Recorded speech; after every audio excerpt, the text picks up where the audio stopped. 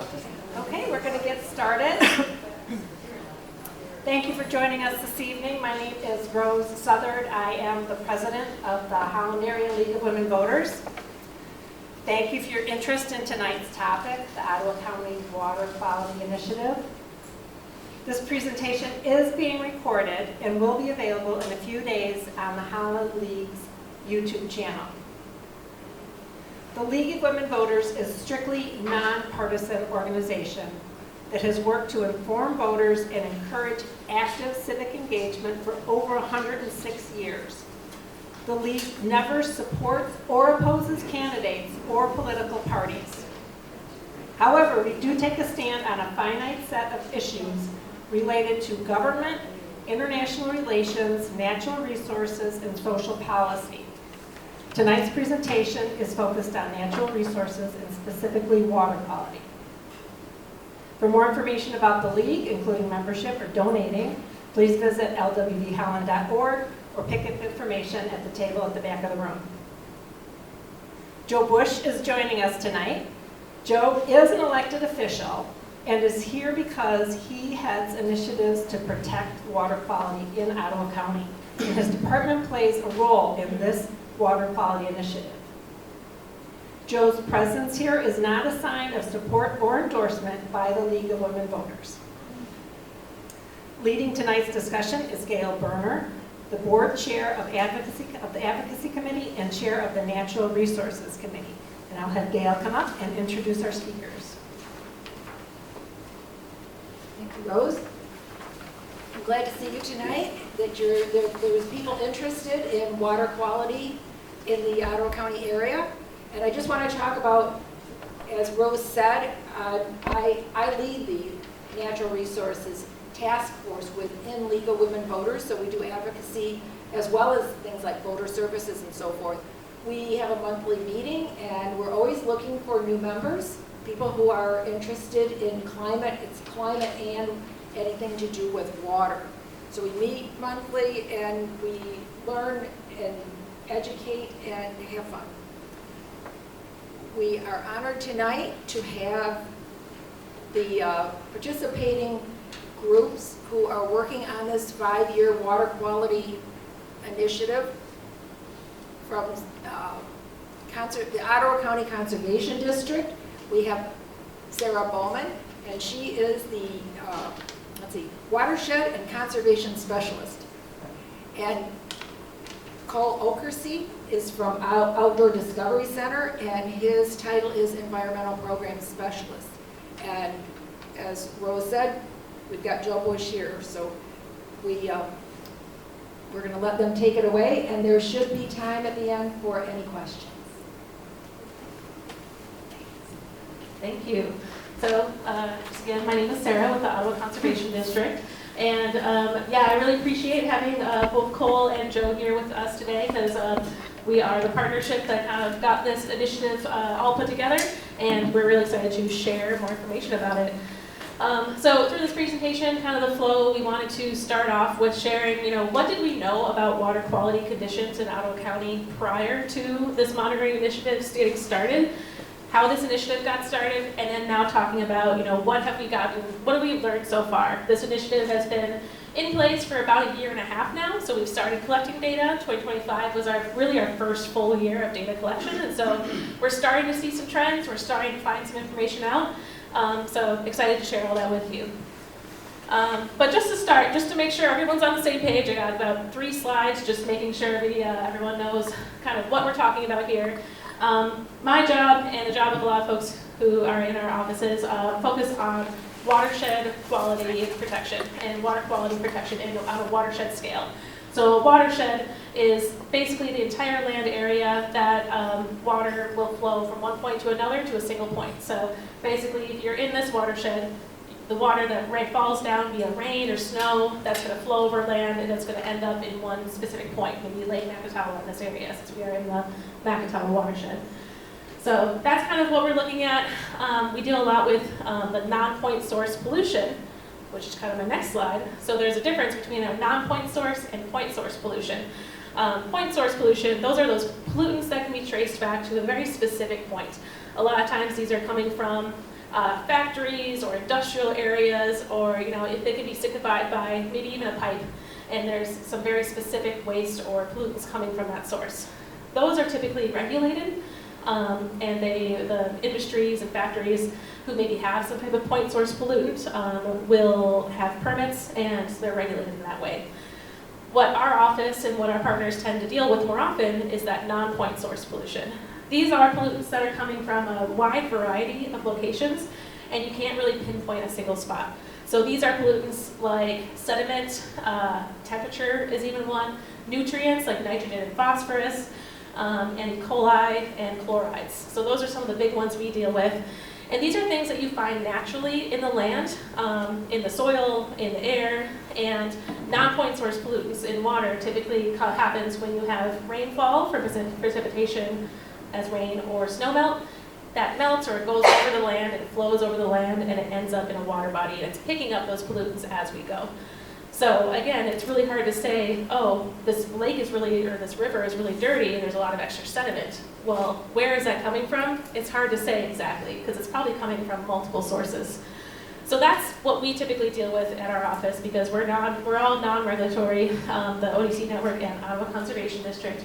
And we are here to help people voluntarily change behaviors so that they can reduce those non-point source pollutants getting into local water bodies in the first place. And then just pointing out some of the common non-point source pollutants that we see here in Ottawa County. They do kind of fall between two different sources, agricultural sources and residential or urban sources. So those agricultural sources, we do see a lot of runoff from farm fields, and erosion, livestock having access to surface water, manure spreading, excess nutrients. All those things can be non-point source pollutants if too much is being added into the landscape or if they have access directly to a stream. Residential sources of pollutants can be things like lawn fertilizers, pet waste, household chemicals, failing septic systems, and then chlorides from excess road salt. So those are a lot of the common pollutants that we see here in Ottawa County. And these pollutants are really the main focus of this initiative and of the monitoring that the district and ODC network has done over the last few years. So just wanted to introduce really quick about who is the Ottawa Conservation District. We are a form of local government. We're mandated by the state to exist. Michigan passed the Soil Conservation District law in response to the Dust Bowl back in the 1930s. And then Ottawa Conservation District was actually the first conservation district in Michigan to be formed. So that's kind of our claim to fame in Ottawa. Our roles over the years have changed. We started out very much focused on soil health, working with farmers, when we still do those things today. But now we also focus on a wide variety of natural resource topics, things like invasive species management, water quality, of course, produce safety, and a whole bunch of different things. And I feel like the services we provide always change. It depends on what the needs are of the county. Every county has a conservation district, so I heard if there's some folks here from Allegan County, you also have a conservation district with the Allegan Conservation District, so definitely check out with them to see what they've got going on. Every district is a little different as far as what types of services and programs they have. All right, so we'll get into kind of the existing data and what we knew about water quality prior to this initiative. So myself and my colleague Ben Jordan, Ben had been at the district for almost 10 years now. So he's been working a lot to try and collect data over the years. This data that we've collected has been here and there based on the type of funding we can get. So we've never had consistent funding to conduct this water quality monitoring. We're not the only one doing monitoring. There's also folks from Eagle and obviously ODC network, different colleges. But there was never really a ton of very consistent data for every watershed, and it was all saved in different areas. So I'm just kind of going to go over some of the data that we knew about in the watersheds that we typically worked in. So Bass River was one of the first watersheds we started working in, and we have E. coli data for Bass River, so that's really the main pollutant that we sampled for at first, because a lot of our programs that we offer with cost share help to reduce E. coli pollutants. So we did a lot of E. coli monitoring. Bass River, I've got some data, some graphs up there from 2021, which was actually the last time we did some sampling, Bass River, but we have done sampling there in 2014, 2019, and 2021. And yeah, so for E. coli, there are standards set by the state, and these are standards called TMDLs, total maximum daily lows, and these are kind of the levels that the state decides. This is the amount of a pollutant a water body can handle, and it still be healthy for people to use. So for E. coli, there's two different standards that we follow. There's a partial body contact and a total body contact standard. That partial body contact means if you want to use the water for things like you're canoeing or kayaking, or you're using a stream for something where you're not putting your whole face in the water, it's just kind of surface level. That has a lower standard because there could be more E. coli in the stream, and it could be still okay for you to use if you're not putting your whole face in the water. The total body contact standard is the more strict one, because if you were swimming in the stream or doing activities in the stream where it's going to make your face be in the water, or have your hands where you're touching your face, then you want to make sure that that stream has less E. coli in it, because that can get you sick quicker. So the standard numbers are: the total body contact is the 300 colony forming units, which is kind of the standard for E. coli. And then the partial body contact is 1,000 colony forming units of that bacteria. So the 300 again, that's that lower amount, and the 1,000 is for just less activities. So I've got two lines up here. These are from 2 different weeks. We do sampling 5 weeks at a time. That's just kind of the standard set by EGLE for when you do monitoring. And here I've got 2 different weeks, and you can kind of see that the water is, levels are changing quite a bit. And that's something we see a lot. It depends on if it's a rainy day or a dry day. And this is why it's important for us to get consistent data and kind of do data, more than just one time a year, because things always change, and you have to get more data in order to learn more trends. So we can see in this June 2nd, 2021, this bottom line here is that total body contact standard of 300, and then the stop line is the partial body contact standard of 1,000. As you can see, most of these are actually above the total body contact line, and then we've got a couple who are way up here. So this site, Bass River 6, which unfortunately I did not mark where they are, but we've got the red ones. This Bass River 6, this site was extremely high. So what we see when we look at this, we say, okay, this had high concentration of E. coli. Now what's happening in that area, in that tributary, that could potentially be causing it? Do we think it's farmland? Do we think it's residential septic? We take a look at the land and we try to figure that out.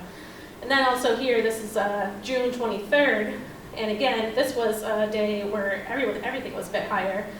So we had every single site was above that total body contact, and then almost every site, -3, was above the partial body contact line. So these stars, that's another symbol here. Another test that we do for E. coli is we test for not only just concentrations, but we also do DNA testing or microbial source tracking, which can identify if there's human genome in that E. coli. So we can identify if the E. coli is coming from maybe a livestock source or if it's coming from a human source. So all of these stars is showing that there was human E. coli or human genome found in the samples. The red stars, so this is the human genome, the HF183. Basically the red stars mean there's over 1,000, and that is usually the standard showing of when it's over 1,000, that's really unhealthy. You want to start dealing with something, or there's definitely some failing septic systems in the area. Everything that's in the orange, that's kind of 500 to 1,000 range, it's not quite to the level where it's going to be really, really bad for health, but it's definitely starting to get up there, so it's a concerning number. So you can see we've got quite a bit here. And then, this is just an example here of a couple of different sites. How we take a look at, we could have a sample site that was right here, but then we look at the whole area, like, okay, what's coming into that watershed? So that's kind of where we were looking at with bass. There's obviously almost every single site had some sort of exceedance of those standards. Same with Deer Creek, we've done a lot of sampling, and we've got a number of these sites where we had 4 sites that were over 1,000 GCs of the human genome. So these were high exceedances of the human genome. Now a little bit lower concentration in general, but that just meant that there was just more of the human genome in that than livestock. So you can see, we're seeing trends. We're seeing that E. coli is really an issue in almost every single watershed, and this is Deer Creek. Crockery Creek as well is another watershed we've done sampling in. This one we've done sampling in 2019 and 2022. And unfortunately for this one, we had a little less money, so we were able to do a little less sites originally, so we only had 5 sites. But again, in here, we're seeing exceedances pretty much at every single site, either above the total body contact or the partial body contact standard. And then Sand Creek is another one. Again, this one actually wasn't as bad. We were under the partial body contact or the total body contact standard a little bit here. It doesn't go over the partial body contact, so it's not terrible for canoeing and kayaking. But then we had another site for here, a different week later, that was definitely a bit worse. So this is the thing that's important too when it's looking at this data, is that it's a snapshot in time, and it's hard to say, okay, in 2022, we collected this data and this is where the issues are. Well, those change over time. So it's really important to get that data year by year if we can, to learn more. Rush Creek, this was a watershed that was not sampled by the Conservation District, but it was sampled by Streamside Ecological Services. And, but they have a watershed management plan that's been created for the Rush Creek watershed. And so there's been a fairly comprehensive data set in this area. I basically just pulled up the E. coli information at first, since I had other information there, but they do have quite a lot of information as far as, you know, fish and other nutrients and the conditions there. This was made in 2016, 2017 though, so again, it's still a little dated. But yeah, their sites, again, we're seeing quite a number of sites that are above that total body contact and close to or above that partial body contact.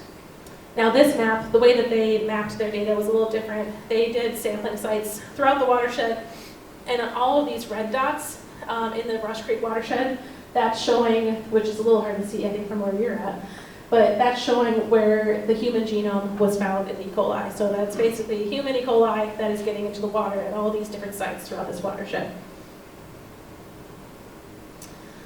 And the Pigeon River. So this was the watershed that the Conservation District first did a very comprehensive monitoring plan for. We completed a watershed management plan for this watershed in 2021, and during 2020 there was a pretty massive monitoring engagement that happened there. We were able to get funding from Eagle to do that plan and to do that monitoring. And so just a couple of fun things. The Pigeon River watershed, of course, is interesting because it's this is about the headwaters, and this is the main stem. It's very very different in the headwaters versus the main stem. This brown is all mostly agricultural land, and then this green is all mostly forested. So it's really interesting to see how different this watershed is. But we did a bunch of different sampling. We did like a fish survey, although unfortunately we only found 1 brown trout of all the trout that we're looking for. It's very big. This is my colleague Ben, and he was very excited. 1 brown trout that they found. We've done macroinvertebrate surveys there. We've done agricultural tillage, residue, manure surveys, which I'll talk a little bit more about what those are later on. And of course we did the water quality testing. So we do have quite a lot more data available here, and that plan is on our website. But just to showcase again the E. coli, again, Pigeon River is no different than everyone else. We have quite a lot of exceedances of those standards in the watershed. So we've got quite a lot of sites, almost every single site I think went over the total body and partial body contact at some point. And so in this plan, we've identified a number of different critical areas for the Pigeon River. So this was a critical areas for human E. coli, where we're saying these are some potential hotspots where human E. coli is an issue, where maybe there could be a lot of failing septic systems in those areas, or some other issues going on. And so what we do with that information is then we use that to do outreach to people in those areas, try to reach out. We have programs in cost share available to help replace failing septic systems. So we use that to help kind of target where money's going and to help do our outreach and education. And then I'll hand it over to Cole for a little bit. All right, like Sarah said, my name is Cole Ockerse, and I am here to talk about the work that we've done as ODC Network with this monitoring initiative. And so a little background for those who don't know about the ODC Network. We're founded in 2000. We're a nonprofit And we kind of have that main mission focus of advancing outdoor education and conservation in West Michigan. So that means a bunch of different things. If you look at this little circle graph that I have on the right here, some of you may know us from the Outdoor Discovery Center, which is the nature center that we operate south of Holland here. We also operate the Graph Nature Center, that's what my team operates out of. We have those 5 preschool, those nature-based preschools that we operate.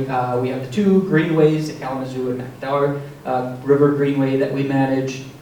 And then we have the ODC Education Network, and they go out to different schools to do some more nature-based education in school districts. And then we have that ODC Conservation Services, and they do more like land restoration projects. And then we also have the Explorer Network, which is basically our ecotourism venture that we have. So it's a big organization. We're growing every single year. We're up to about a little over 250 employees now. But again, yeah, that's kind of our main focus is advancing outdoor education and conservation in West Michigan. But one of the big things we do is we manage the Macatawa Watershed, which is a watershed that we are in right now. So you can see I threw this map up here, and you'll hear us talking a lot tonight about partnerships. And the reason partnerships are so important is because you see here that the watershed spans multiple different jurisdictions, multiple different municipalities. You have those 2 cities there, all the different townships. And we span both Allegan and Ottawa County, so that's kind of unique there as well. But yeah, so cooperation and planning has to happen across all these different municipalities and landowners. And like I said, as of our case, across the 2 counties here. So looking specifically into Project Clarity now, Project Clarity started in 2013. It was largely community-driven, funded by a lot of those municipalities that I showed earlier within the watershed. And there was a goal to restore the health of Lake Macatawa and the Macatawa watershed itself. So you can see, I threw that little graph there on the right. Here, Sarah talked about looking at E. coli levels in their watersheds. Project Clarity was driven largely by reducing phosphorus levels in the Macatawa watershed. And a big reason that we do that, and I'll show a map here in a second, is because we're surrounded by a large agricultural area that we around us. And up here on the right, you can see starting from 1972, can't really see the numbers, but that's where we start there. And in the red, that's the amount of phosphorus that's above this goal that the TMDL, like Sarah mentioned, that the state tries to keep under. And the goal is to keep it under 50 micrograms per liter. And we have been exceeding that goal from the history that we've started monitoring here. And right now, this past year, you can see 2025, we're a little over 125. But since the beginning of Project Clarity in 2013, we've been able to prevent 46,000 tons of sediment, 40,000 pounds of phosphorus from entering the Lake Macatawa each year, as well as a 60% reduction in lake phosphorus concentrations. And a big way that we were able to do that is through a few different ways, one of which being the land protection and restoration. I mentioned conservation services doing those restoration projects and restoring prairies or protecting wetlands. Through agricultural conservation practices, we work a lot with farmers, making sure that they implement best management practices, things like cover crops on their fields to reduce all that runoff. And then also steep stream stabilization projects. For those who have been to Paw Paw Park recently, you might have seen a bunch of construction that we've been doing there. We have these flood benches that we call them, and basically what that is water, when it's a high rain event, water will flood that area. It'll go on those flood benches, and those flood benches will be able to slow down a lot of that water. It'll be able to recharge it back into the ground. We have planted some native plants and some trees on those flood benches, so that kind of just allows for less runoff to happen and less erosion in that area of the stream.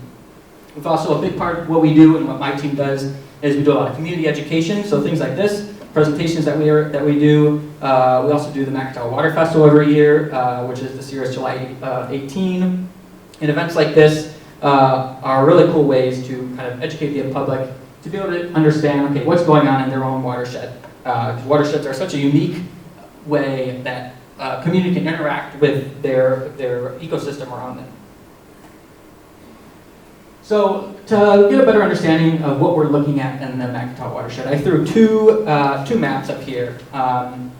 as a whole, a watershed operates, it's broken down into these subbasins and these subwatersheds. And those are all kind of delineated based on these major tributaries that you can see. You can't really read on the left there the hydrology, but I'm kind of pointing towards each of these major tributaries. So you think like the Upper Macatawa River, Peters Creek, all these tributaries lead down into the Lake Macatawa itself. And Lake Macatawa is special because it is what we call a drowned river mouth. And drowned river mouths are basically these transitional habitats between rivers and lakes. And so in the case of Lake Macatawa, this drowned river mouth, it was formed by retreating glaciers many, many years ago. All right, and I threw up this land use map. This kind of helps understand, okay, why are we looking at phosphorus levels? Why do we have excess nutrients? Here, that land use map, all that yellow you see, that's all the agricultural land that we are surrounded by. So you have all these little arteries, all these little veins of the rivers feeding from those fields, going down into the lake, carrying all of that excess nutrients, all that sediment from the farm fields. Along, it's not just the farm fields itself, you also have that high urbanized area in the gray there. That's all, you'll see a bunch of what's impermeable surfaces, think like concrete, areas where water can't penetrate into the ground.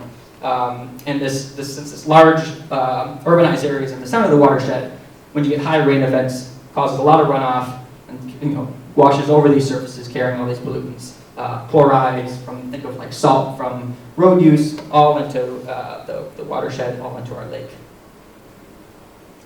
So some of the current monitoring that we have been doing for many years is, I mentioned chloride, so we take chloride samples year-round. So here you can see on the left picture there is our intern this year, Aiden. He's taking a little water sample in one of our streams, and we have a little chloride test strip that we'll stick in there, and that kind of gives us a quantifiable number of how much salt, how much chloride is in the water. And we don't want a bunch of chloride in the water because it can be harmful to a lot of our aquatic life that lives in our watershed, and that level kind of builds up over time. And we are well above the Michigan recommended chloride levels in the watershed. So always the goal is how do we implement any best management practices to reduce the amount of chlorides. In that middle picture, you see us doing Secchi disc measurements. And so these are basically, it's a black and white disc at the end of a string that we will lower into the water. And basically you lower that until you can no longer see the disc. And once you take that measurement of how low it is, and that gives you another measure of kind of the quality, the clarity of the water, you could say. And I'll talk about, talking about turbidity, the amount of clarity you see, the amount of sediment you see. This is kind of the first view you get of when you look at Lake Macatawa and think, okay, it's a little dirty. You can't, I stick my hand in and I can't even see the tips of my fingers. And that's kind of what we're measuring here. That third picture shows us doing macroinvertebrate sampling. Sarah brought up they also do macroinvertebrate sampling, and so this is where we actually get into the streams, and one person will have a little net and kind of start fishing around for any macroinvertebrates that they can find, and then the two there, my two coworkers, will kind of take the samples from what they get in the stream, sort them, we bring them back to our offices, and then we'll sort them, ID them, and depending on the type of macroinvertebrate you find, gives a good view on how the quality of that stream, how healthy that stream is. Because some macroinvertebrates are more pollutant tolerant, some are less pollutant tolerant, so it kind of gives an accurate scoring of the quality of that stream. Sarah mentioned creating watershed management plans. You'll see this with a lot of different watersheds. A watershed management plan is just a comprehensive plan. It covers the past, the future of the watershed, goals that we have, how to effectively utilize any funds that we're able to receive, for instance, from this monitoring initiative, how we can make funds go as far as we can. So I threw up some maps here from our watershed management plan that we're actually coming out with soon here. We just got done with this 10-year plan that we had written. And so this is kind of the next phase of that. We just wrote a new one and are submitting it to Eagle.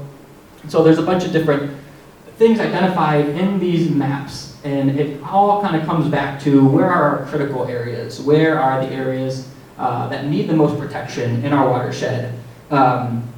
whether it be critical urban areas, looking into the amount of permeable surfaces, like I said, maybe some of those surfaces, if we can use more management practices there. High priority farm fields, maybe where are we seeing a lot of sediment runoff. And all of these maps couldn't have been created without the quality data that we've taken over the many years, and this tells us how important future water quality monitoring will be within these plans to effectively create these identify these critical areas.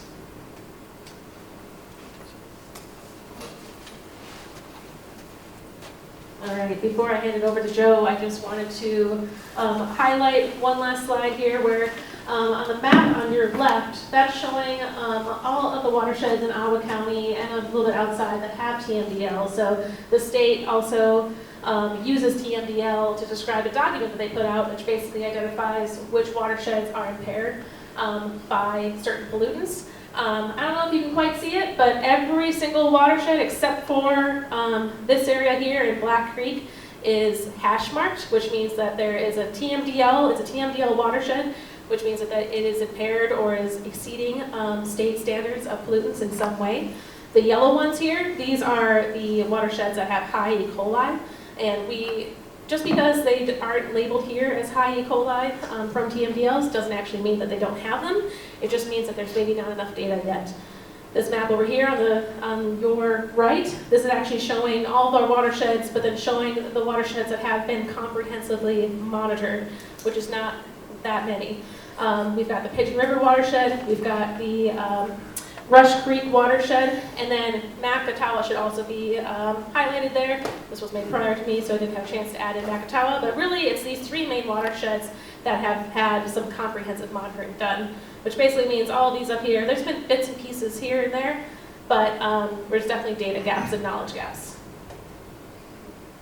All right, I'll hand it over to Joe. All right, well thanks Sarah, thank you Cole. And I appreciate people being here to kind of learn about water quality and how did I get involved with this and why was it important for me. So again, I'm Joe Bush, the Water Resources Commissioner. Some of you might know my title being the Drain Commissioner years ago, but when I got elected in 2012, after the elections were done, I said, hey guys, state statute says in the Drain Code you can change my title from Drain Commissioner, which really wasn't the title. I like Water Resources better. Because I always wanted people to know that we are the resources for water. And my passion is water. I'm driven around water. Water to me is the most precious, non-renewable resource we have. People say, well, oil might be, but you can't drink oil. And water is the only thing that, once it's gone or you contaminate it or it's got problems, it's hard to, either got to pay for it to get it clean or you don't have it. And we're blessed in West Michigan to have a lot of water, somewhat. We do have aquifer, that's for another time. We do have aquifer problems in the middle of the county, but that's a whole nother session that we could talk about all day long. So how much time do I got? Just to make sure, because I get to ramble and I have a passion on this, so I don't want to bore anybody. Oh, I got 10 minutes. So we can talk about the lawsuit. So Monsanto, there was a lawsuit a couple years ago, and they settled out of California, and people are like, I got a check. And from Ottawa County, when I say I didn't, Ottawa County got a check, and it was all about this Monsanto case. So we started digging into it. We were included in the Monsanto case because EGLE, or DEQ, formerly known as DEQ, they were taking water samples, and when they submitted how contaminated our creeks had potentially been or will be, they were like, hey, you need to be involved in this lawsuit for PCBs and the TMDLs. They were very high in Ottawa County. That's how Ottawa County got drug into this. We didn't hire attorneys. There was really no money coming out of taxpayers to be involved in this said lawsuit. Well, they finally settled, and this is kind of the detail. I can talk for a long time on this lawsuit. I learned a lot about it when one day there was a $6.7 million check that arrived and said, this is a Monsanto lawsuit settlement. And we're like, well, we were involved because of our water quality in Michigan. We were one of the highest paid out in Michigan. Allegan was, I think Allegan got $1 million and Berrien County got $3 million. Those samples that were submitted for the lawsuit didn't come from really us. It came from EGLE, who through the state we're submitting those contaminated soil or water samples and saying, hey, Ottawa County's got issues. That money is supposed to be used, when we get it, for water quality initiatives. So when we got the check, I put a team together, and they presented tonight. And I put myself around people who are very talented and the experts, right? And my staff, we don't have capacity to do this water quality monitoring. I would love to, but my staff's very small. And they're very dedicated to what we're supposed to do within our department and by state statute. So I teamed up with Kelly Goward and Cole and Sarah and Ben Jordan, and we put a team together and said, let's do a 5-year monitoring plan with Monsanto money. This is phase 1. And this is how we got to be where we're at today with this 5-year. We're on year 2, so we got 3 more years. But there's one thing that you got to collect, and that's good data. If you don't have good data, you can't make good decisions.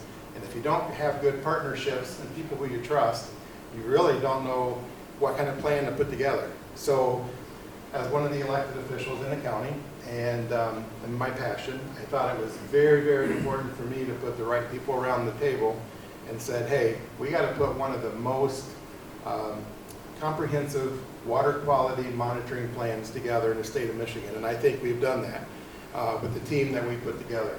So that's kind of how this lawsuit come together.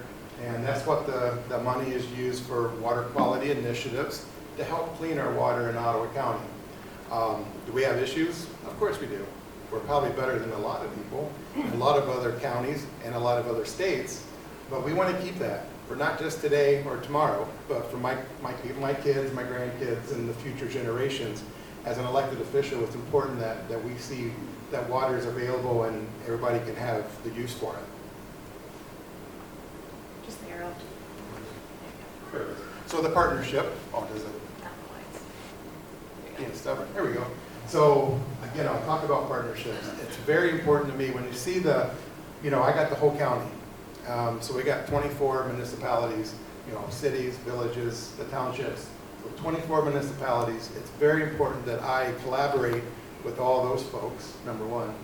Number two, not everybody realizes that Ottawa County has 1,000 drains. So a lot of those blue lines and all those maps, that just hits a few of those watersheds. And you've seen all those watersheds. We have 1,000 county drains in our county, pretty much the most in the state of Michigan. So when you look at that and you look at our initiative, I thought we got to have this partnership for the future, because I'm not going to be here forever if I get hit by a bus.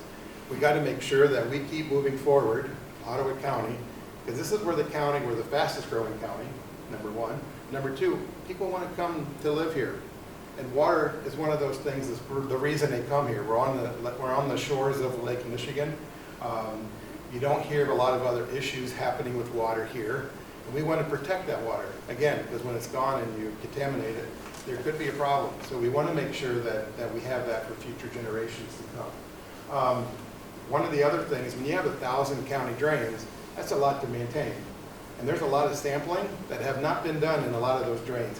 When Eagle submitted different samples, there were only very selective drains or streams. Drains can be a stream, a creek, it doesn't matter, it's just a moving body of water. They were only taking samples from certain ones, and if that's only the data that we have, we're not doing a very good job. Typically, our office doesn't do water sampling. We don't have the staff for it, we don't have the funding for it, so when the Monsanto money came in, that was a good opportunity to take that money, which is what it's used for, is to do water quality initiatives. Here we are now. Here's kind of a timeline. And that's Ben Jordan up there and myself presenting to the board. It took us a year from the time that we started working on this plan. It took us many times to get before the Finance Committee and the Board of Commissioners to get it approved. I don't think we have the video, do we, of when we were clapping when they approved it? Because it took a lot of time, took a lot of documentation. It wasn't an easy plan to put together. It took us a year from beginning to end. But here's kind of the timeline. Spring of 23, we started working on the proposal. And then late summer, fall of 23, the project is stalled. We kind of had some delays. There were some things happening in Ottawa County during that time. So we just kind of backed off and we just said, well, this is important enough. We want to make sure when we get there at our end goal that we had a plan that couldn't be resisted, right? We want to make sure this thing was rock solid. February of '24, the efforts restart, multiple meetings with county officials and the finance director at that time, supporting documentation and creating a sample of a contract that was very good. I thought that's one of the state-of-the-art contracts we put together because of our partnership. March 5 of '24, project partners, we presented in front of the finance committee. May 7 of '24, monitoring project is included on the finance committee because we had to go several times in front of the finance committee. And then that was May 7, and then May 14 of '24, full board meeting support, and the project got approved. So it took quite a bit of time from the beginning, but we knew how important it was to make sure that we were going to get this funding, at least the 5-year monitoring. And there's more to come. We're definitely going to have another phase at some point for the BMPs and what do we do with the data that we collect, and is there more for you, right? Or the initiative goals. Do you want to talk about that? If you want to share anything, go ahead. So anyway, I just wanted to come up and share how we got to where we are today, the importance of water and water quality in Ottawa County. Should be for anywhere, but I'm only elected in this county. So I share my initiatives and my goals with my colleagues around the state that, and they all look to Ottawa County and going, what is Ottawa County doing? There's a lot of people looking at our initiative and our water quality monitoring and going, wow, how do we get something like that? Now, we didn't get Monsanto money, but that's because we had contamination in our drains that were obviously picked up on and involved in the lawsuit. So we're very selective on what we're doing, and because we want to use that money very wisely, because it's only so much of it. But again, that was the budget. The budget was, everybody wants to know, there it is, $995,000 over 5 years, and there's kind of a breakdown, roughly $200,000 for OCD staff, $200,000 for equipment and purchases, and then $465,000 for subawards, which is Grand Valley, the Annis Water Institute, and Hope College. So we involve our colleagues and our friends over at those colleges to help us with the testing and sampling of what's in our water. I think that's pretty much what I have, because otherwise I can keep talking. So. Thank you, Joe. Yeah, so like Joe said, this partnership has definitely been beneficial for everyone around. Our goal obviously is to get more data. As we've shown, monitoring is happening, but not consistently because we haven't had consistent funding sources to do so. So the big goal of this initiative, fill those data gaps so that we can make better, effective decisions moving forward. And yeah, the sub-awards, GVSU and Hope College, those guys are great because they help us out with doing analysis of samples that we take and also taking some samples as well. So getting into the meat of what this initiative is and what are we monitoring. Basically, almost everything we're monitoring. It's a pretty long list. We're not doing all of these things in every single watershed, but we're doing them basically where we're, again, filling in those gaps. So we are, looking at E. coli concentrations, including doing that microbial source tracking. So we're identifying if there's human E. coli or not. Doing sampling for nutrients, chlorides, and sediment. Looking at the water temperature, the dissolved oxygen levels, the stream levels. We're also doing surveys on fish and macroinvertebrate, which is aquatic bugs, by the way, if you weren't sure of that one. Looking at those populations in the streams. Looking at culvert surveys, agricultural surveys, shoreline stability surveys, and then of course a big buoy on Lake Nakatawa, which you will learn about soon. So we're doing a lot. It's very exciting because we get to be out in the field a lot more these coming years. And I got to hold a lot of fish and bugs this last year, so looking forward to more of that. And I think we've alluded to some of this already, but how is this data going to help? 3 main things. It's going to help us better understand our current water quality conditions and learn trends over time. And this data is going to help us inform management decisions moving forward. If we don't know where the issues are, then we can't really effectively make changes to fix that. Obviously, we want to use this data to provide education, increase water quality engagement of residents throughout Ottawa County. And then also, we're utilizing this data to increase access to future grant funding. Grant sources, which is primarily where we get our funding from. they like to see that you have a plan, that you know where you are going to use your money, and that you have a plan that's going to effectively utilize their money. And so with us having these funds to be able to do this monitoring, that's going to help us get a leg up of other folks who are trying to apply for the same grants because we have all this data at our hands. So that's going to be fantastic. So just kind of wanted to highlight what we've done so far now. So the fall and winter of 2024, as you saw, this initiative was approved in 2024 in May. There was a lot to do in this first half year to kind of get us actually up and moving. We had a bunch of different subcontracts and partner agreements to put together. We were doing final mapping and kind of making sure our sites that we wanted to sample at were identified. We had to create quality assurance preparedness plans. That's what that stands for. Project plans. I always forget what QAPP stands for. Acronym world. But we had to make QAPs for a number of different sources. These are documents that show what our methodology is so that our data can be utilized by EGLE as well, because we want our data to be utilized by public partners so that they can see that and use that to maybe list streams or delist streams or things like that. We had to purchase equipment. We had a lot of equipment that we had to purchase. One of the most exciting things was this backpack shocker, which I have photos of moving later on. It makes you look like a Ghostbuster, and it's really fun to use. We also obviously had to purchase a buoy for Lake Macatawa and permit applications and everything. So there's a lot of preparation that went into this plan before we actually started taking samples. I think we're going to Macatawa Watershed first. Okay, so now digging into the specifics of what we've done in the Macatawa Watershed since the beginning of this monitoring initiative. Again, I threw up this map of the major subsheds that we have around,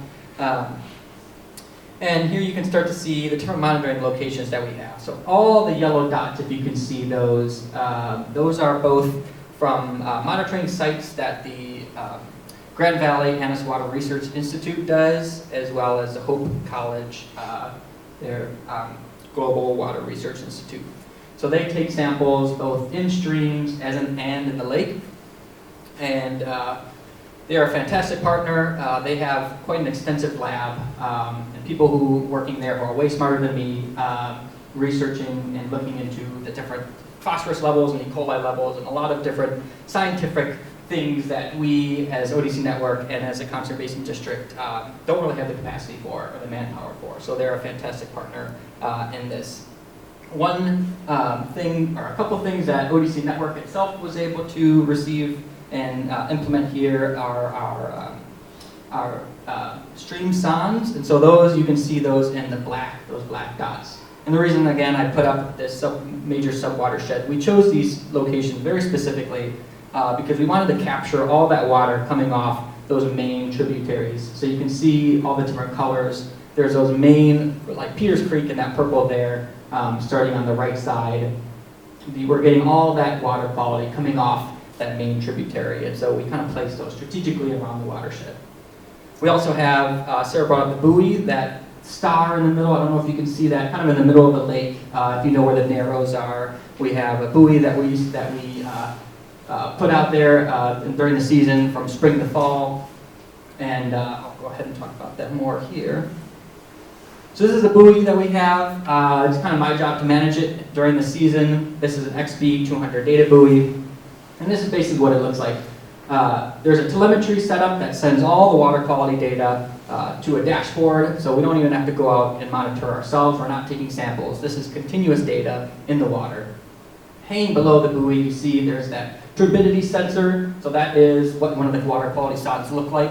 We actually have two of them, so this is only showing one. We have two at different depths, one at kind of 4 feet, which is probably around where that one hangs, and then one also are at 15 feet. And we do that at two different depths because of that kind of stratification or that layering you see in lakes, and kind of getting those two different water depths. And readings are very important to know what we're dealing with here in the watershed.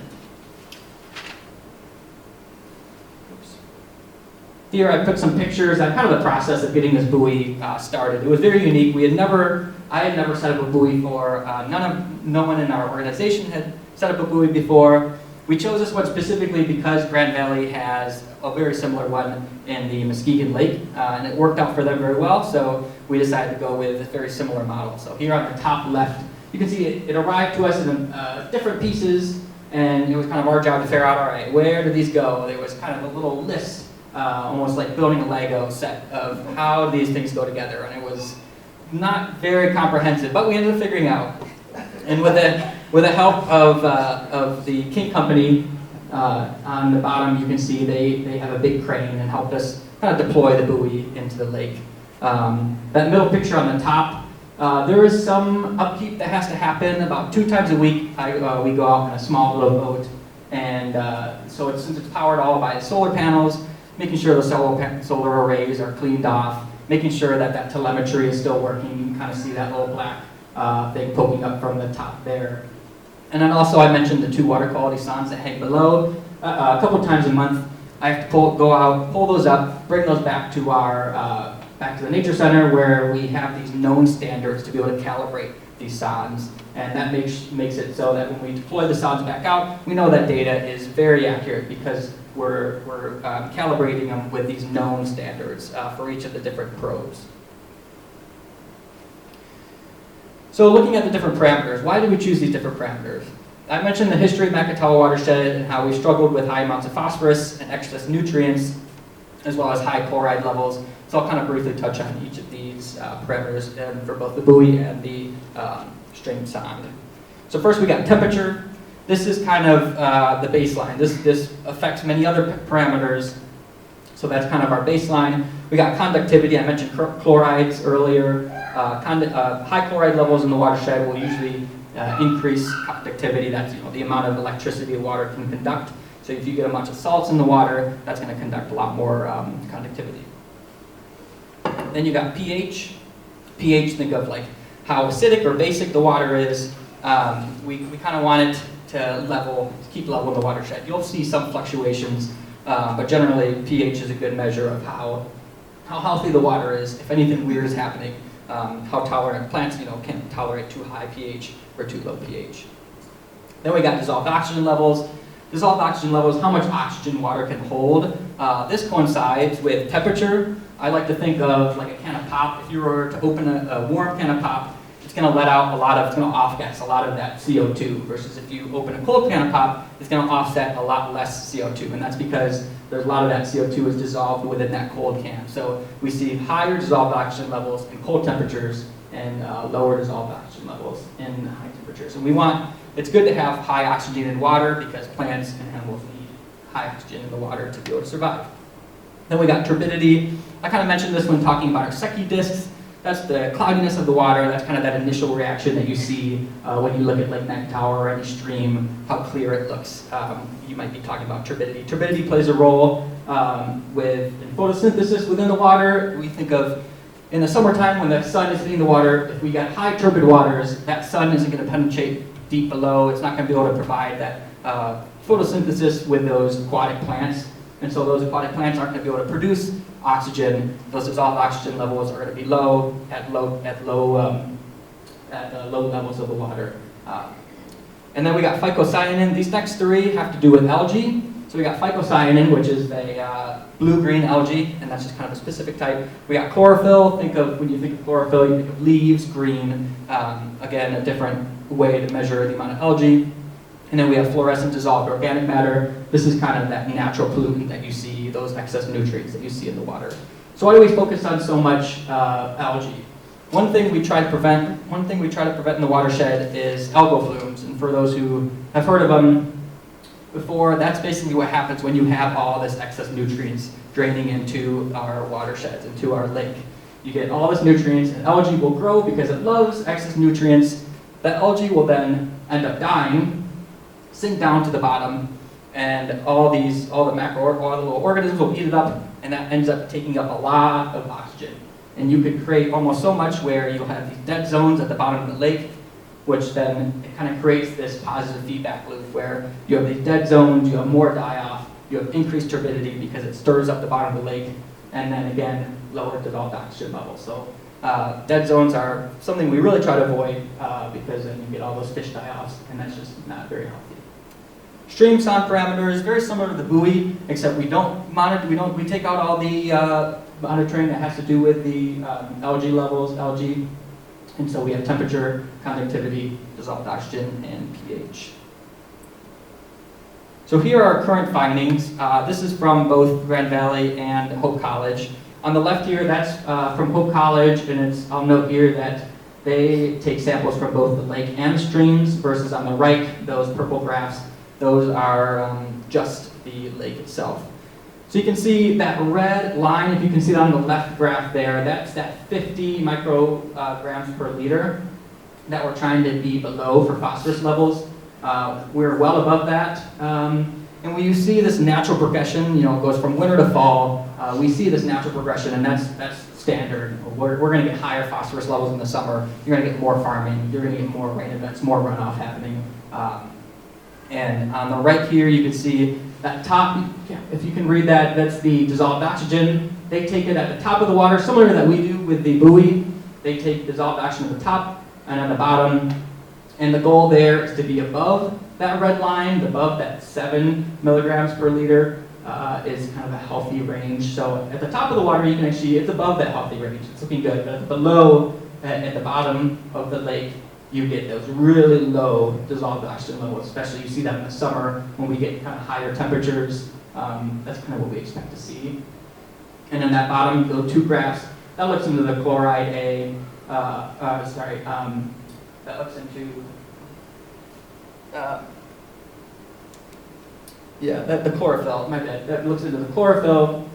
And so again, the amount of algae growth that we see in the lake, we want it to be below that red line, and at some points in the summer and fall, you can see that's well over that red line. So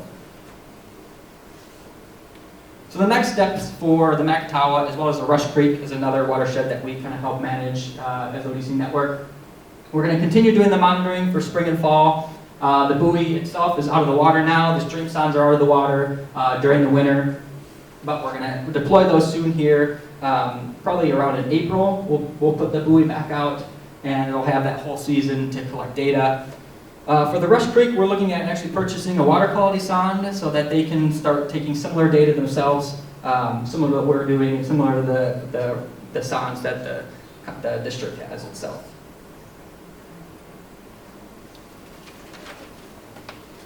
Perfect. Well, I apologize in advance because it is already almost 8, and I've got a few slides left, but I'll try to be efficient. We just really love talking about this project, and we've got a lot of stuff going on. So I'm going to highlight some of the data that the district has been collecting over the last year. So first off, we did 3 different times of 5-week water chemistry sampling. So going out, taking water bottle samples of the streams, and this is sampling for things like E. coli, nutrients, chlorides, and sediment, I believe. And so we take those samples, we bring them back to the Annis Water Resource Institute. They do the analysis for us, and then we get the data back. So we've been able to do sampling in the Spring Lake, Norris Creek area, and then in the Lloyd and Potawatomi Bayou areas. And we hadn't done any sampling in these watersheds before, so it was great to be able to get some first-time data here. We currently have data back for all these sites, except we're still waiting on the MST, the microbial source trait data, just because that takes a little longer. Just some quick early analysis that we've been finding. This is E. coli data again, and as we've been seeing in all the other watersheds, E. coli is high. So we've got, this here is Spring Lake, and this is the Norris Creek watershed that feeds into the Spring Lake watershed. As you can see, these red areas are critical sites where we're seeing really high E. coli that's above that total body contact standard. Here, this line right here is 300. That is just that total body contact standard that you want to be below if you're trying to swim in the water. As you can see, every single site except for one site was above. And none of these are in Spring Lake. These are all in the tributaries leading up to it. So definitely high E. coli in a number of different areas here. And this is, one of those areas where there's limited agriculture in the Spring Lake, Norris Creek area. So there's a lot more residential in this area as well. So what we're expecting is we'll probably see a number of human E. coli markers in this data once we get that back. Our direct drainage, or those bayous, this is also another area we did sampling for the first time. Again, that total body contact standard. Almost every single site was above the E. coli standard. So in some way, some were worse than others. So we're definitely seeing that there are issues in these watersheds. And the direct drainage watersheds, these actually aren't even included, I think, in the Eagle TMDL right now. So might need to be included in the future. Hey, Sarah, Yes. what county is that in? This is in Ottawa County, but also partially in Muskegon. Muskegon. That's where Yeah. it's bad. Yeah. Muskegon's bad. Well, hey, this feeds into, this is partially Ottawa here, everything cuts off No, no. there. You know. So, again, watersheds don't know boundaries. We also have been doing some continuous monitoring. We don't have the same sondes as the ODC network did. We got these sondes called hobo loggers, and we are keeping them in different watersheds for a shorter amount of time. They're these, you can see this little probe that Ben here is holding. We got 3 loggers, or 3 sets of loggers, and those loggers are measuring dissolved oxygen, water level fluctuations, and temperature. Now this data we use in collaboration with our fish data, because with our dissolved oxygen levels and temperature, that also could affect what fish we're seeing in the watershed. So we kind of use those things together, and we had these loggers were in Sand Creek from June to August this year, and then we redeployed them in the Spring Lake North Creek watershed from August to October. This year is just an example again of some of that dissolved oxygen fluctuation. I believe, as Cole said, about 7 to 9 is sort of the range that's more healthy. And we were sort of at that 7, and see we have a dip here at a site that was around 6. And so we definitely have some areas where that DO is lower than you want to see for the fish health. The biological surveys are definitely some of my favorite. This is the fish and macroinvertebrate surveys. So this is where we go out and we use the backpack shocker, which you can see in this photo, the little Ghostbuster backpack there. And it's got a probe that then sticks down the water that has the electrical probe on one end, and then this grounding wire in the back.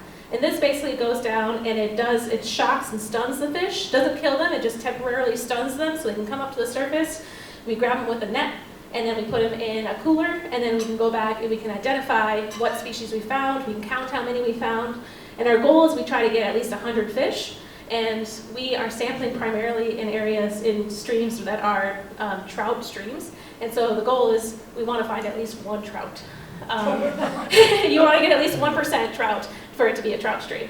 So most sites, luckily, did have at least 1 trout, except there was at least 1 site that didn't have any. Me personally, I'm the bug girl. I love the macroinvertebrates. This one right here, this creepy looking guy, is a helgramite, and this is actually a really high quality bug that we found in Norris Creek that does not deal well with pollutant levels. So you find these bugs more often in streams that are much more clean. So it was really great to see some of these high quality bugs in the Norris Creek watershed. Didn't find as many of those good ones in the Sand Creek watershed. So we did a couple of different surveys throughout the year, and we've had partners come out and help us. Cole, I think, came out and helped us. I think we need to get Joe out this summer. And just some early analysis on in Spring Lake. So I've got identified the green stars, which are a little hard to see. 1 here, and then about 4 down here. This is where we did them in Spring Creek in our macroinvertebrates survey. So basically, it's kind of a mixture is what we're finding so far in Spring Creek. Almond Park, we did sampling that had fair macroinvertebrates, or fair habitat for there. Cole Memorial Park was not a very healthy site, unfortunately. We had very poor macroinvertebrates, and then also that was this one site where we found no trout at all. So as you can see, the habitat conditions based on the trout or the fish we're finding or the macroinvertebrates that we're finding do change over time. And this helps us basically figure out how is the habitat and how are the fish and animals, living in the water, and that gives us a good indicator of what the quality of the water is at that time. We've also been doing culvert and agricultural surveys. Culvert surveys, we're focusing those on trout streams because there's a lot of culverts in Ottawa County, so you can't do them all. And so basically with those culvert surveys, we're taking a look at, are there any culverts that are affecting fish passage? Are there culverts that are breaking or crumbling? Is there erosion causing because the culvert's not big enough? So we're going through, and we actually have some interns this year who are helping us out. And we do measurements, we take a look at these culverts, and we're trying to identify if this needs to be updated so that fish can have passage through that and be able to move around in the watershed. The agricultural surveys, this basically is a lot of what this picture of Ben is. We're driving around the watershed, we take a look at the farm fields, we see are farmers doing conventional tillage? Are they doing reduced tillage? Are they doing no tillage? Are they planting cover crops? We're trying to get an idea of where farmers are doing certain practices. So then we can kind of target, okay, maybe we need to do some outreach to this portion of the watershed because everyone's doing, a full conventional tillage, which can cause some more erosion. Maybe we should go see if we can try and get some funding available through our program and say, hey, we can pay you a little bit, provide some cost share to try out a reduced tillage practice and see if that helps them. So it helps us figure out who's doing what and how we can outreach to them. So moving forward to 2026, like I said, 2025 was our first full year of monitoring, and we've been learning a lot already. Second year is going to be just continuing on. So we're going to be doing some more tillage and residue surveys for the Norris Creek, Spring Lake area. We're going to be doing our first year of those agricultural surveys in the Sand Creek and Crockery Creek area again, doing more culvert surveys in Norris Creek, Spring Lake, and throughout the area. We're probably going to be focusing our 5-week water quality sampling in a lot more of those direct drainage watersheds that go directly into the lower Grand River, and then also Crockery Creek. And then another exciting thing is we are also starting on a watershed management plan, or an updated watershed management plan for the Spring Lake watershed. This is one of the sort of success stories already early on from this project. Because of the monitoring we've been able to do in the Spring Lake area through this monitoring initiative, we were then able to apply for some grant funding through the Eagle Watershed Council grant for a much less amount of funding than we normally would need to apply for in order to do a full watershed management plan. Because we already had all this data, we're getting it funded elsewhere. And so we've been working with the Spring Lake Lake Board. They really want to get some updated plans for this area so they can try to, do some more work to improve the water quality in that area. And they came to us, and we've been working with them and saying, hey, we're collecting this data already. How can we help and try to create and update this plan? And this has been a really great success, and we've been able to approve getting some additional funding from the Spring Lake Lake Board to finish some of that monitoring as well, or some of the monitoring that we didn't include in this plan, and then also apply for grants that are going to be, hopefully give us a leg up because we're already doing a lot of this work. So it's already showing that us doing this work and getting this money is definitely kind of giving us a leg up into those other funding sources. So excited to be able to work on that updated monitoring plan or watershed plan for the Spring Lake area. And then next steps for this initiative altogether. We have a lot of data. I've given you a very quick snapshot of the data we have so far. We want to make this publicly accessible for partners and for the public so we can see, what are we finding, what are we learning. We're currently working on how to set up a data repository or setting up like a story map that's going to be public that you can click on points and see what did we learn, what's the water quality during those times. Obviously identifying other grant opportunities. We've already identified a number of different culvert projects and stream habitat projects that could be sources for grant projects and moving forward because of the culvert surveys we've been doing. So we're going to be applying for other grants. And then long term, as Joe said, the goal is to try to have, like a phase 2 of this project where we say, okay, we have all this data, now what do we do with it? Let's try to get conservation practices on the ground and try to help people implement things that are going to help reduce these pollutants getting into the water. And this data is going to help us figure out where to best put that money. And, if you want to be involved, all of our organizations do different volunteer opportunities throughout the year. ODC Network does macroinvertebrate surveys twice a year. Chloride monitoring is going to be coming up, I believe, and some stream cleanups. Joe, Water Resource Commissioner Office, does stream cleanups as well. With us at the Conservation District, we need extra hands in order to do fish surveys and macroinvertebrate surveys. So if anyone's ever interested in volunteering and kind of learning more about, getting out to the stream and actually seeing for yourself what things are looking like, reach out, and we, can reach out to you guys so we can try to get you involved and get out there. So that's what we have for our presentation. Sorry, we're a little over, but thank you so much for being here. Yeah, I'll take questions. I recently moved from Ann Arbor, Okay. and they were very concerned about PCBs in their aquifers. Yeah. And moving its way closer and closer to Ann Arbor from the surrounding areas. You didn't mention PCBs in the talk. What's this? How does that? Yeah. Unfortunately, PCBs are very expensive to do anything with, and unfortunately, we're really kind of controlled by how much money we have and accessibility and resources we have to deal with issues like that. I know the state has a number of initiatives for PCBs and PFAS, and PCBs, I believe, is typically caught up in sediment, and so in order to reduce that, you have to do a lot of dredging of the streams to get that stuff out. So unfortunately, the reason why we aren't really doing a lot with this is because it's sort of out of the scope of what we're able to manage. So it's a little bit more. Monitor levels? We haven't been able to monitor levels. I know the state is doing more monitoring of levels. Again, it's a little bit based off of how expensive it is to do that type of analysis and sampling. Yes? Lake Ottawa seems very low. Low on what? Of water levels? Yes. I'm sure it's probably going to be raising up a little bit in the next couple of weeks with all this rain and snow melt, but Years, and yeah. There used to be, way more water in it than there is now. yeah. Do you have anything you'd like to talk about with Nakatawa and any reasons why you think it might be low? Or even Kelly? Kelly? Well, it feels like, it feels like it goes, when you go around the island, it's barely an island. Oh, yeah. It's not really an island, it's kind of just surrounded by rock. Yeah. Yeah. There's natural water level fluctuations in Lake Mac, and Lake Mac, since it's tied to Lake Michigan, whatever is happening in Lake Michigan, Lake Huron is what's going to happen to Lake Mac. So there's natural cycles. And where are we in the cycle right now? We're on the upswing. They're predicting in, I can't remember if it's Army Corps or NOAA, one of those federal organizations. They have predictions of the Great Lakes levels, and the predictions the next 2 years are high. So I think we're going to see water rebounding, but that's not always good because then that can lead to flooding, which we dealt with before. And Joe's office gets a lot of calls.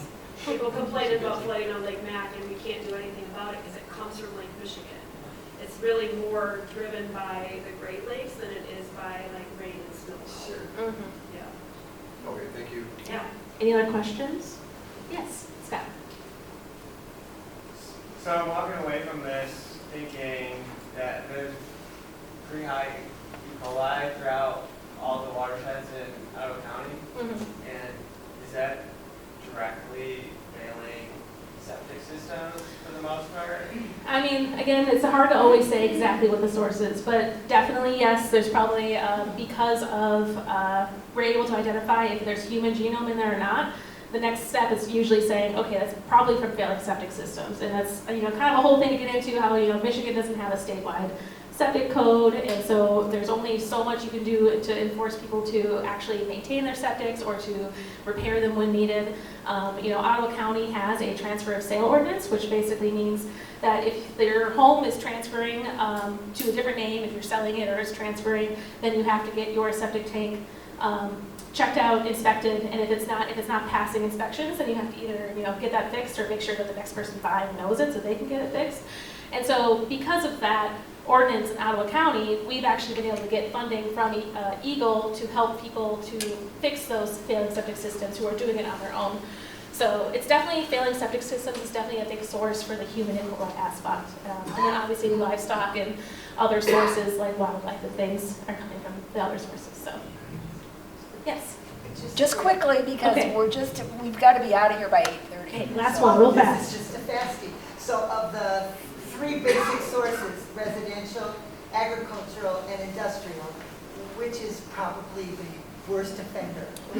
Hard to say. Honestly, in Ottawa County, it's, our population is growing, and so that residential source is going to be more and more of an issue. A lot of our agricultural producers are doing a great job of, implementing practices and, keeping an eye on how much nutrients and everything they're putting in the water. And so we work with a lot of farmers in the land, and they're doing a lot of great things. And So those of us who just live here, Yes. what's the best thing we could do? Make sure your septic tanks are fixed. Pick up your dog poop. Don't put too much chloride and salt on those streams, and things like that. Are the cities are they changing their formula for salt? I mean, I don't know exactly. I know. Calcium chloride is chloride too, so it would be sand as opposed to. yeah. Yeah, I know. Like the road commission, I know has over the years changed the type of how they do it. Yeah. I think it's they do a lot more like liquid applications. I think because that sticks to the road rather than like getting run off and stuff. So, yeah. All right. Thank you. Yeah, thank you so much to Sarah, Nicole, and Joe. And just in case you were unable to see the graphs and a lot of the maps, in a few days they're going to share the slides with us, so you can go to our League of Women Voters Holland YouTube, and you can see the recording, and you can get a better view at all your maps and things. I got one more thing. Thank you. One more thing, quick. I got one more thing. If anybody's ever been to the Ottawa County Water Quality Forum, this year it's October 23rd at Pinnacle Center. So just a heads up, and we got it recorded, so hopefully people who watch it later, everybody's always been asking me, hey, when is it? And it's going to be limited to the first 400 people, I think, but it's going to be a great event. It'll be free, and there's more details to come. So October 23, mark your calendars. Thank you. We'll promote it. Thank you, everyone. We're excited.